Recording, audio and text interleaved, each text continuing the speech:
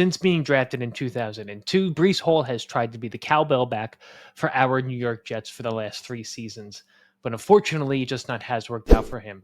Between injuries, play calling, and a lack of confidence, he's dipped in the running back rankings. But recently, he had a very honest take to a pretty tough question, and I think it says a lot about him and where his head's at going into 2025.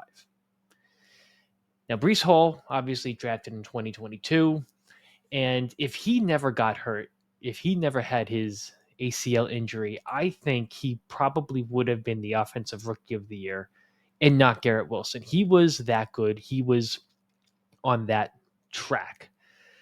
He in 2023, not a lot of people had a lot of idea or had a lot of hopes for him. Not a lot of hopes, but we weren't sure what he was going to be coming into 2023. It's hard for running backs coming back from an ACL injury, and it wasn't like an early ACL injury. It was kind of later on in the season.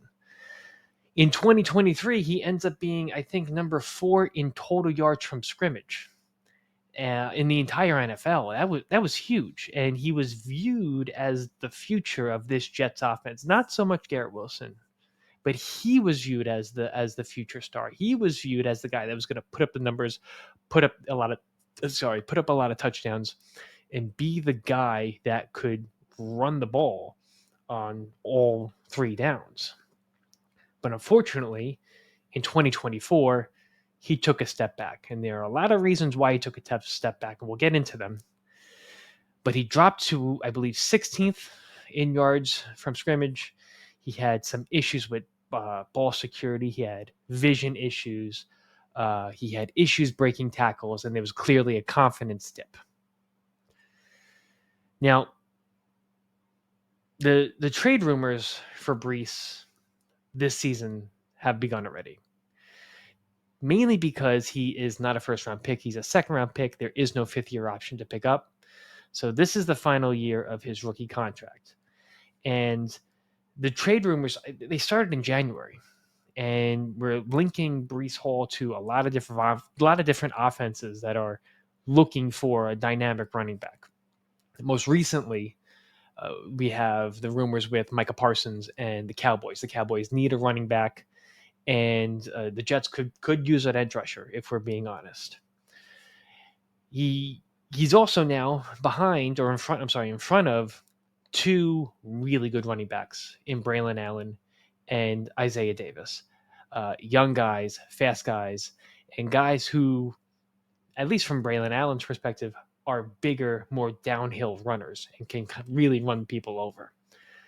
It has to be, tough for him to have that kind of competition behind him, have these doubts, and then look at other guys that are drafted in his class, Sauce and Garrett Wilson, and they're getting huge contract extensions.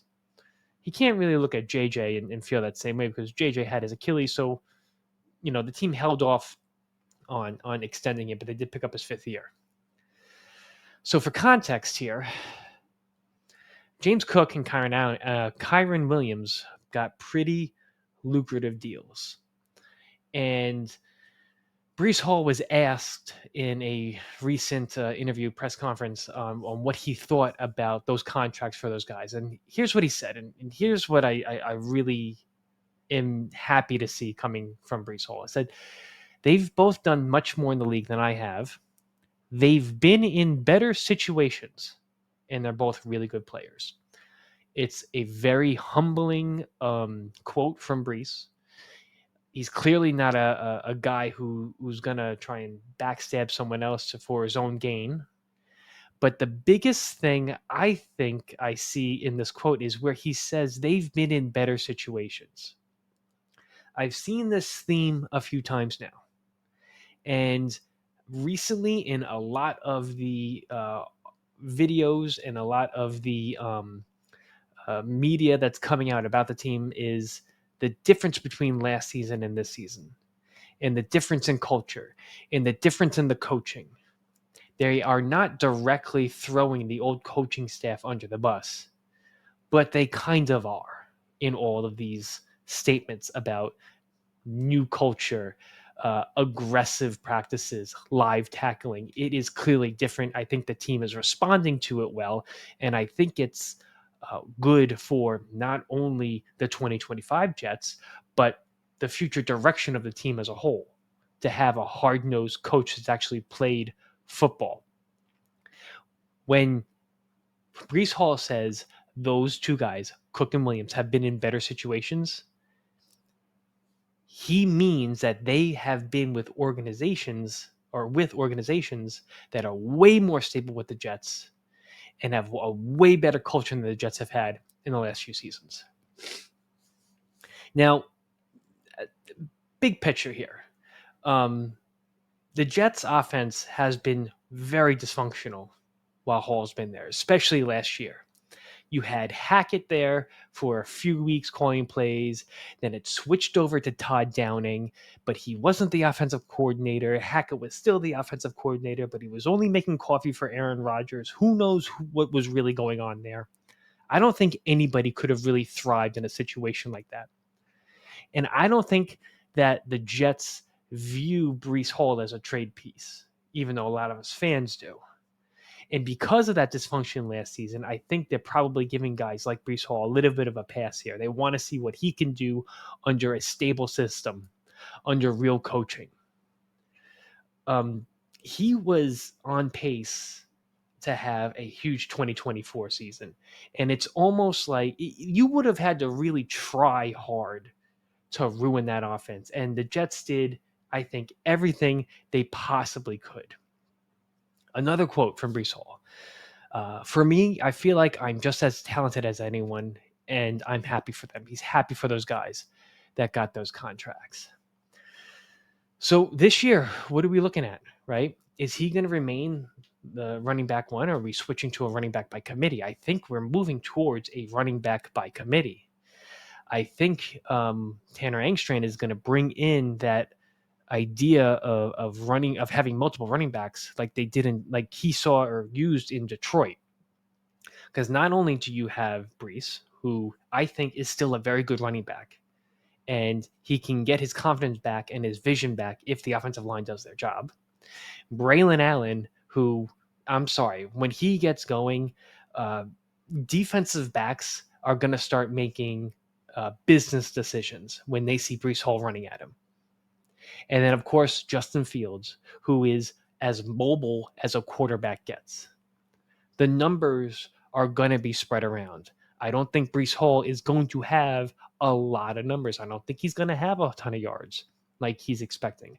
I don't think he's going to have a lot of touchdowns. Not because he's not a good player, but because the offensive design as a whole is going to spread the ball around, at least in the running game.